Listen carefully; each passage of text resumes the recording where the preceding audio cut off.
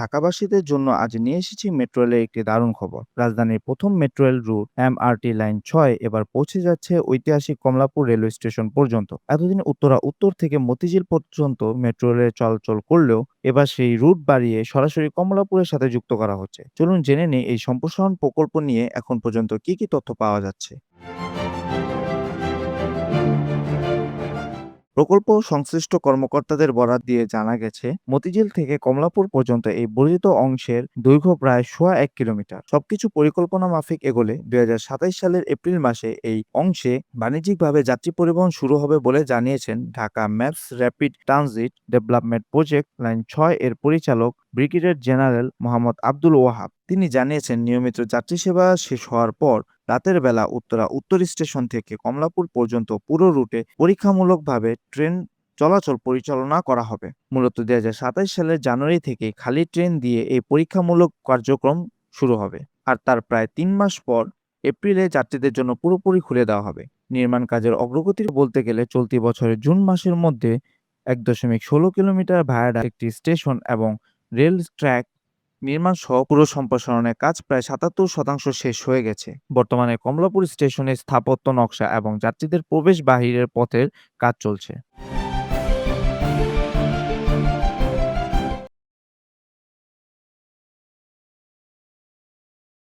Pillar, station column, precast কাঠামো, concourse ছাদ, platform slab এবং স্টিলের ছাদ নির্মাণের কাজ সম্পন্ন হয়ে গেছে।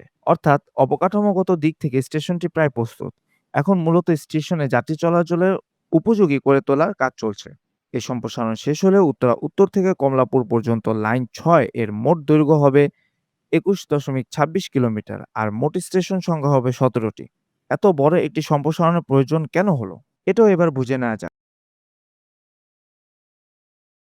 চলাচলকারী মেট্রো রেলে প্রতিদিন প্রায় ৪ লাখের বেশি যাত্রী যাতায়াত করেন।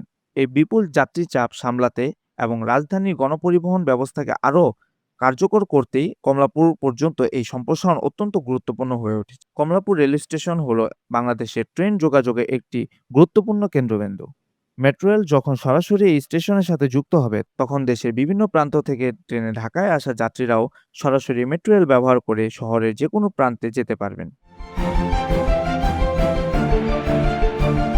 নগর পরিকল্পনাবিদের মতে, এর ফলে বাস, রেল, মেট্রো রেলের মধ্যে একটি সামঞ্জস্য যোগাযোগ ব্যবস্থা গড়ে উঠবে, যা যাত্রীদের সময় ও দুর্ভোগ উল্লেখযোগ্যভাবে কমিয়ে দেবে। একই সঙ্গে কমলাপুর এলাকাকে কেন্দ্র করে গড়ে উঠবে রাজধানীর আরও একটি আধুনিক গণপরিবহন হাব। তবে এই প্রকল্পের পথ চলা মোটেও মসৃণ ছিল না। মূল পরিকল্পনা অনুযায়ী এই সম্প্রসারণের কাজ ২০২৫ সালের মধ্যেই শেষ হওয়ার কথা ছিল, কিন্তু তিতাস গ্যাসের ইউটিলিটি স্থানান্তর নিয়ে জটিলতা সহ নানা কারণে কাজেই বিলম্ব হয়েছে। ফলে সময়সীমা পিছিয়ে ২০২৭ সালে গিয়ে ঠেকেছে।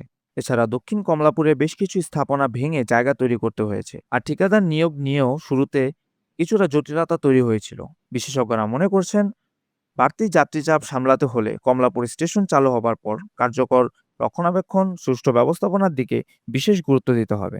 কারণ এমনিতেই বর্তমানে রুটে যাত্রীর চাপ বেশ অনেক, আর কমলাপুর যুক্ত হলে সেই চাপ আরও বাড়বে বলে ধারণা করা হচ্ছে। সব মিলিয়ে বলা যায়, ঢাকার গণপরিবহন ব্যবস্থায় এটি হতে যাচ্ছে আরও একটি মাইলফলক।